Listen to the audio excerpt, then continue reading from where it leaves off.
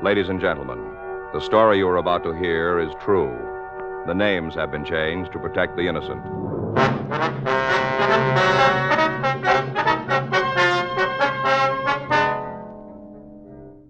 You're a detective sergeant. You're assigned a narcotics detail. A steady flow of drugs is coming into your city. The prime buyers are juveniles. Weeks of effort fail to turn up any lead to the source. Your job? Find it.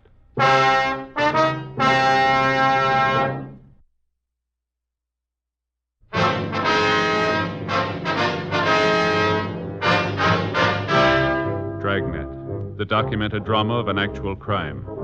For the next 30 minutes, in cooperation with the Los Angeles Police Department, you will travel step by step on the side of the law through an actual case transcribed from official police files. From beginning to end, from crime to punishment, Dragnet is the story of your police force in action.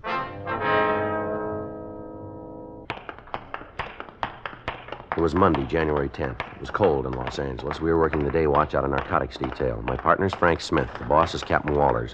My name's Friday. We were on our way back from the cell block, and it was 9:47 a.m. when we got to the interview room. Felony section. Sit down there. All right, Morley, you want to tell us? About what? Why you're here. It's on the booking slip. You saw it. We'd like to hear it from you. No go. You won't tell us. I'd like to, but I can't. All right, let's go over it again. From where? The beginning. Where were you picked up? Corner 5th and Main. For what? Cop said I had a handful of pot. Did you? Well, he found it, said it was mine. But it wasn't. No. Where'd it come from? I don't know. How much you turned? A couple of joints. And you don't know where it came from. Well, you heard it once. Morley, you think that story's going to hold in court? I got to tell the truth. Yeah, well, why don't you start? Okay, you win. Get your notebook out. Go ahead. Well, I just got out of the movie, triple feature. Spent the whole afternoon in the place. Time I left, it was dark. I walked up to the corner trying to figure out what to do. Yeah. All of a sudden, this guy come down the street, running fast. He came right at me. Mm-hmm. I thought he was going to bang into me the way he was running, not looking where he was going. Yeah. Now, get the picture. I'm standing there minding my own business, and here comes this fella, perfect stranger. I never saw him before in my whole life. He runs right up to me, and he gives me a package. He just hands it to me and says, hang on to this. I'll be right back. After that, he left. Mm-hmm. Next thing I know, a car pulls up, 2 cops get out. I got a chain on. I'm brought in here. That's the way it happened. That's right. You didn't know anything about what the guy was giving you, huh? No. You like to tell us what this fellow looked like? You mean the one who gave me the package? That's it. He's a tall one. Mm-hmm. About 12'2". Mm-hmm. Pure green hair. He wore it in kind of a crew cut. You know, short? Yeah. You shouldn't have any trouble picking up a guy like that. You think you're doing yourself any good with this kind of an attitude? I don't know what you're talking about. I'm trying to give you the story. All right, Morley, you just pulled the top in. We got you made and you know it. Officer shook down your house this morning. We found a couple of pounds of manicured Mary, over 56. We don't need your word to nail you. You've already had it. Then why you rousting me now? We want to know where it came from. I buy it from a fellow. The one 12 feet tall. That's right. Let me see your arms, Morley. Why? Come on. You've been this way. Roll up your sleeves. All right, now the other one. How long you been off? Boy, somebody tell me what's going on around here. This place is full of crackpots. You got a question hanging, Morley. Well, the answer ain't here. You know where to find it. All right, I'll lay it out. I bought the grass. I bought it from a couple fellas I know. Who are they? You've had it. Only part way. Well, that's as far as I go. You afraid of them? I'm not afraid of anybody. Then why not give us the names? I wouldn't be able to find a place on the street. We'll build a wall around you. No, they get through. We'll be in front of you. Well, you'll get hurt. Why won't you tell us where your marijuana connection is? I won't be a finger. They're pretty good friends, aren't they? Hmm? These men you're protecting, they think a lot of you, don't they? I guess so. So much that they'll let you sit here while they're on the outside. I'll get out. It'll be a while. Yeah, but when I do, I'll stay alive. Mhm. I'll be able to walk around and look them in the face. Sure you will. They'll know what I did. I carried the beef. They'll know. Mm-hmm. Well, don't look too close. Hmm? You'll see them laughing at you.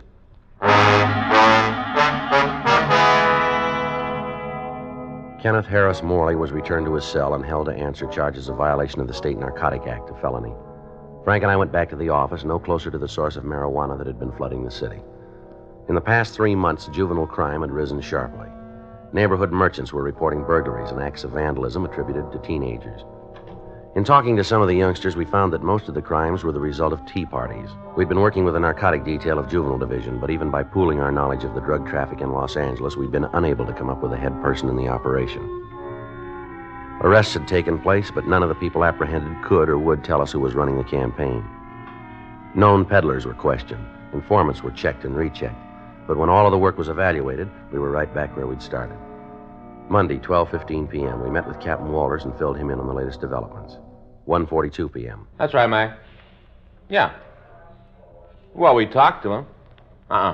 No, he wouldn't give us time of day. Oh, sure he knows. Yeah. Well, at least a step up, it'd be something. Uh-huh. Well, the only thing we can figure is the gun has got all the boys lined up and they're scared. Mm-hmm. Well, until we find a way to open them up, we're going to stay there. Yeah. Yeah. If we turn anything, we'll let you know. Right. Goodbye. McTeague, Georgia Street. Mm-hmm. They do any good? No, they knocked over another plant last night. Where? Out in the valley. Guy selling drive-in style. Mm-hmm. Customers pull in the driveway, honk the horn. A couple of minutes later, the pusher comes out and makes a sale. You said anything? No. They talked to him for a couple hours. Won't even admit he's in California. How's he explain the plant? Doesn't try to.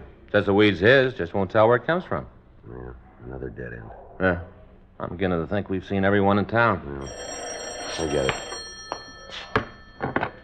Narcotics Friday. Yeah, that's right. Yes, I remember. Is that right? Mm-hmm. Well, you name it. Well, it's 1:45 now. How's 15 minutes? All right, we'll see you there. What's that? Smith, my partner. You know him. All right, we'll see you there. Right. What do you got? You remember Hugo Kenley? Kenley? A mule we talked to last year in the Redford thing? Oh, yeah, little guy, kind of nervous. That's right. What about him? Says he wants to see us. Yeah? He's got info on some heroin that's coming into the country. From where? European stuff. Uh-huh. 3 kilos, over 6 pounds.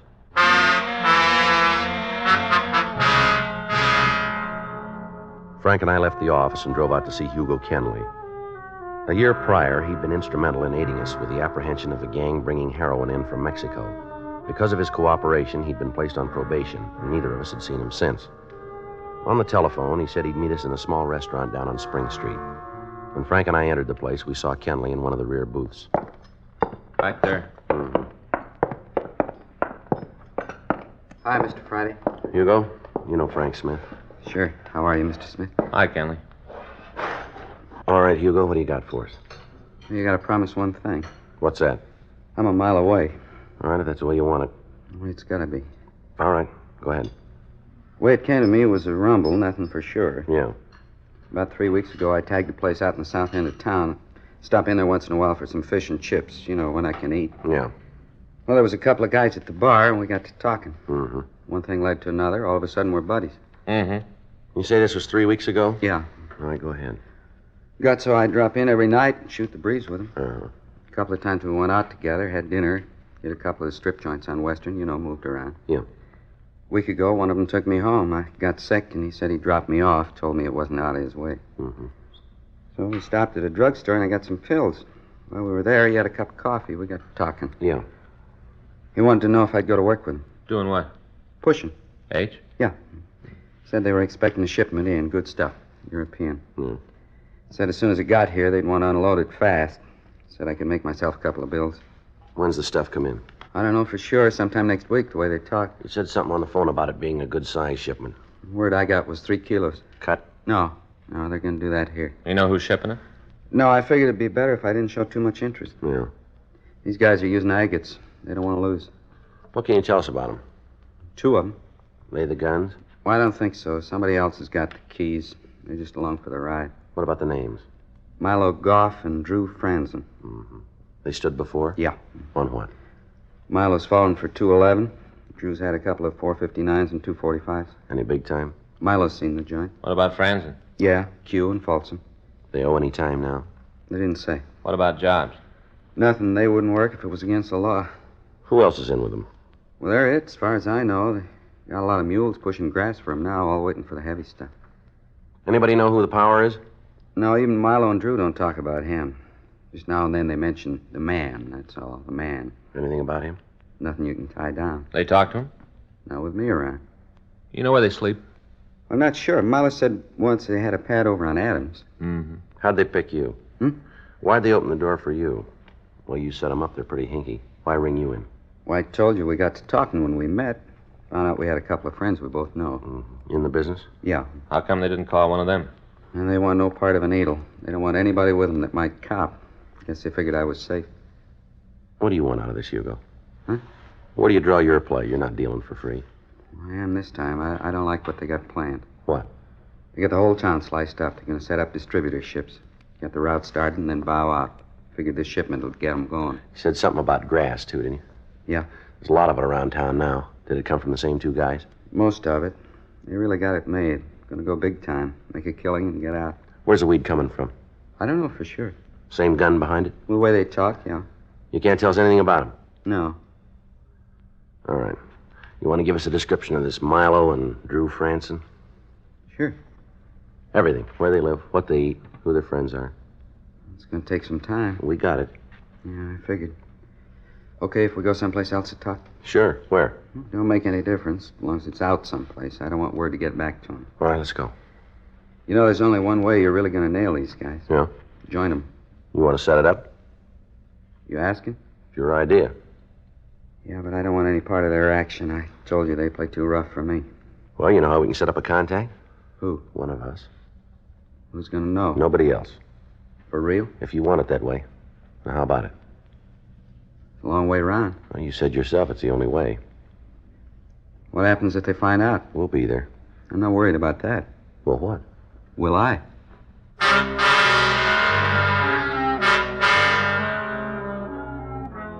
We left the restaurant and drove over to MacArthur Park.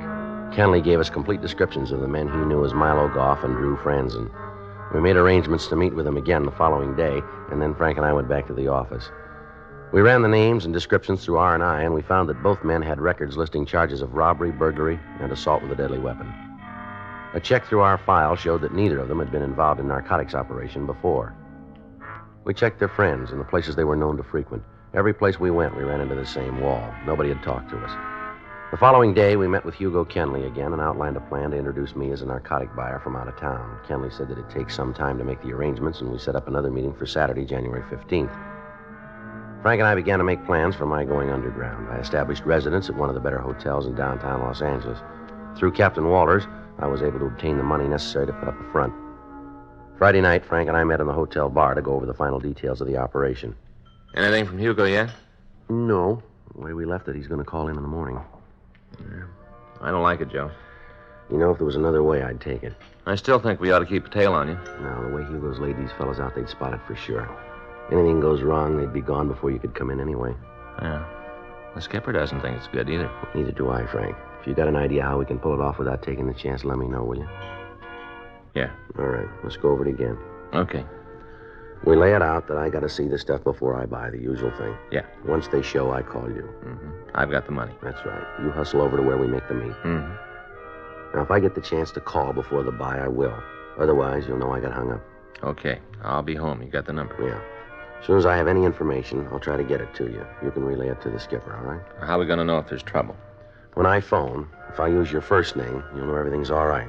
Yeah. If I call you Smith, don't waste any time. Get there, and get there as fast as you can. Okay. You got the ID for me? Oh, yeah. What do you got? Well, here's the driver's license. A couple of hotel receipts from up north, all made out to Jerry Whitner. Jerry Whitner, yeah. Mm-hmm. Here's some letters, phone book. Where'd you get the numbers? Jules Zimmerlin dug them up. Huh.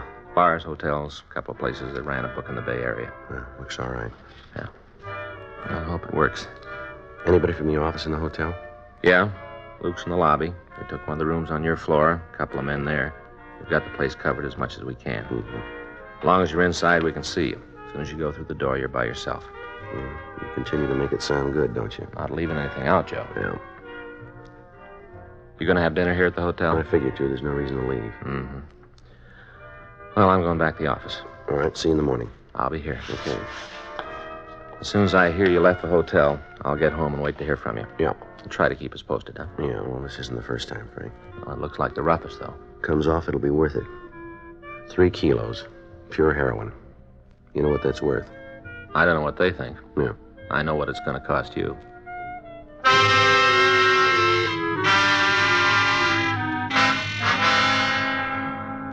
The next morning at 8:46 a.m., I got a call from Hugo Kenley.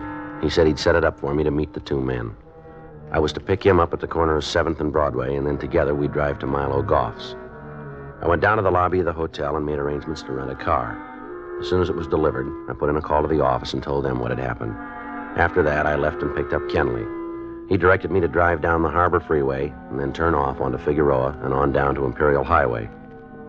On the way, he said that he told Goff and Franzen that I'd gotten into town from San Francisco and was in a position to take their entire supply of heroin. From what he said, the deal looked good. We cut off Imperial and turned left to Grand Avenue. Kenley told me to turn north and drive to the corner of Grand and 113th Street.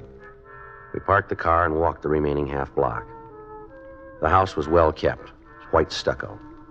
In the front yard, there was a child's tricycle and a playpen. We went up onto the porch and rang the bell. Come on in. Well, this is Jerry Whitner, the fellow I told you about. Hi, Jerry. Glad to know you. Yeah. Sit down. Thank you.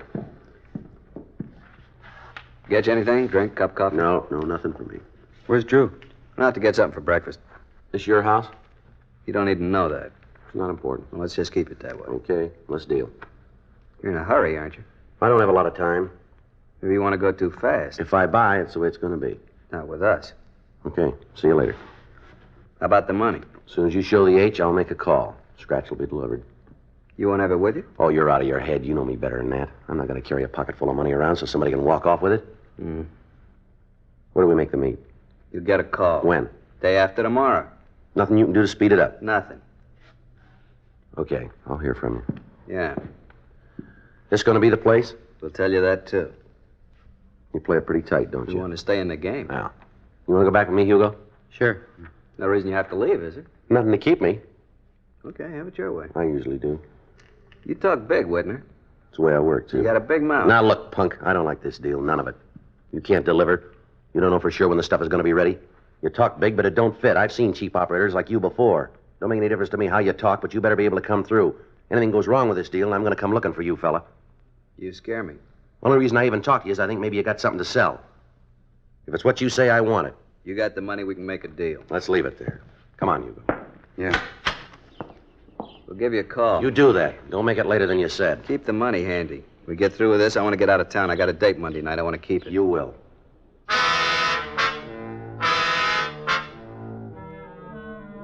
I went back to the hotel and waited. Monday morning, I got another call from Hugo to tell me that the meet was to take place in the hotel lobby at 10:45 a.m. From there, we'd go to where the buy would be made. I got in touch with Frank and told him what had happened. He said the hotel was covered, also the house on Grand Avenue. He went on to say that other officers would be standing by for my call to bring the money. As soon as the buy was made, all of the people in the place would be placed under surveillance in the hope that either Goff or Franzen would lead us to the head man in the operation.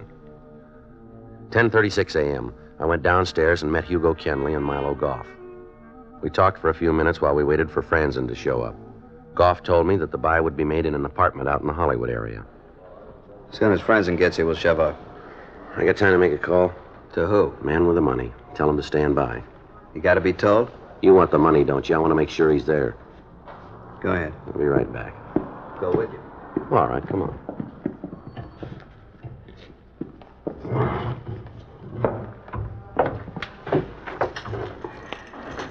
Got a dime? Yeah. Here. Thanks.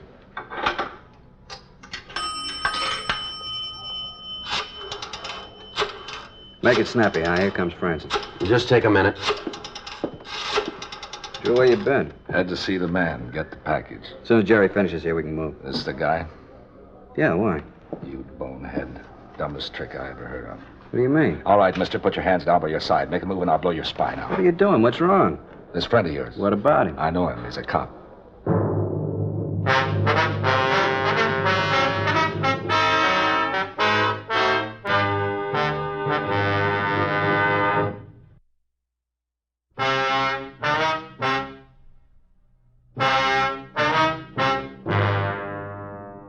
Drew Franzen told me to stand up slowly, and when I did, he moved in and took my gun away from me and directed me to move out of the phone booth and across the lobby to the hotel.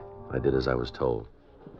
Keep your head front, cop. Walk a line. You got it wrong. No, I haven't. You're May. I ran into you a couple of years ago. You hung a pinch on a friend of mine. Name's Friday, isn't it? Joe Friday? You're doing the talking. I didn't have any part in it, Franzen. You got to believe that. You make it hard.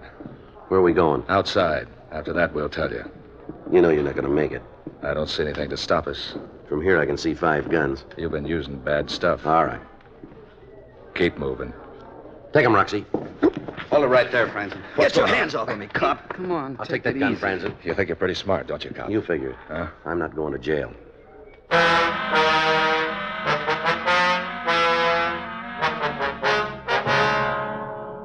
suspects were searched, and then they were taken to the First Street station.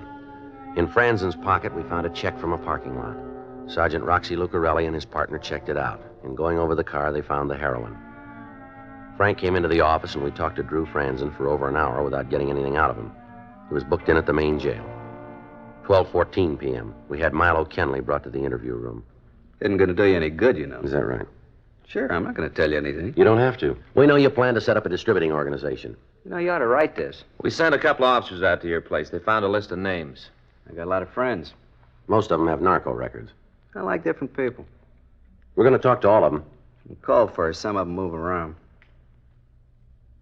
You'll tell us nothing, huh? What I got to say, you've had. Okay, but I want to tell you something. I can't turn it off. Go ahead. You know, when I first met you, I thought you were pretty smart. Looks like I was all wrong. Yeah? You got to be thick in the head to take a beef by yourself. It won't be long. You better check the Narcotic Act again with the new laws. We got enough on you to lose the key and the cell number. Yeah, well, we'll see how it comes out in court. You're going to be there all by yourself. What about Franzen? He's out. What do you mean? Just what I said. He isn't here. Well, where is he? I wouldn't know. Is this true? Left here about 20 minutes ago. Bail, huh? Is that how he made it? Well, it won't hurt to tell me that. He isn't here. All we got is you. Well, what about me? Hmm? Nobody put up bail for me? I didn't see a line anywhere, did you? You're not lying. We don't even have to talk to you, fella. I just figured that you wouldn't want to stand all by yourself. You sure got good friends, Goff. Who sprung him? I don't know. Well, a guy had to leave a name. Maybe. We didn't check. It was Bert. All the odds in the world, it was Bert. Maybe. I told you I don't know. It had to be. The only one to do it. You'd know that. Guy didn't say anything about getting me out, huh? That does. Call somebody with a book. Hmm? You said you wanted a statement. I'll give it. I'll check. Can't figure why he'd do it. What do you mean? Bert, he's the man, the guy who set the whole thing up. The only one who'd go bail for Franzen, the only one. Mm-hmm. Sat back and didn't want any part of it. Let us do the work, make the connections, plant the pushers and mules. We did it all. He just sat back. You got any idea where we can pick him up? Yeah. Still doesn't make sense. Why'd he leave me here? You keep asking the same question. I don't know. Lousy deal. Leave me to stand for it by myself. A real chintzy. Sure is. Big Bert. Sitting in his house while we do the work. Taking the biggest cut. Everything's the best with him. Best house, best car, best clothes. All his suits tailor-made. That's so. Yeah. He won't put a suit on his back it isn't special made. They'll find something that'll fit him.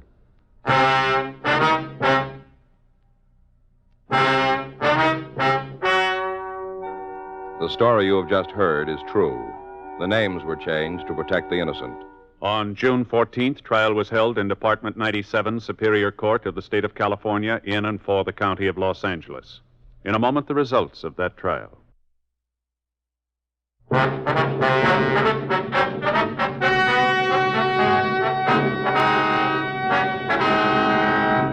Milo Harold Goff, Drew Walter Franzen, and Bert Michael Lorimer were tried and convicted of violation of the State Narcotic Act, a felony, and received sentence as prescribed by law. Violation of the State Narcotic Act, a felony, is punishable by imprisonment for a period of not less than 10 years in the state penitentiary.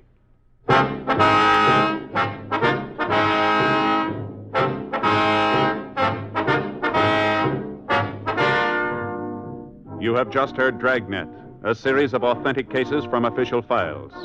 Technical advice comes from the Office of Chief of Police W.H. Parker, Los Angeles Police Department.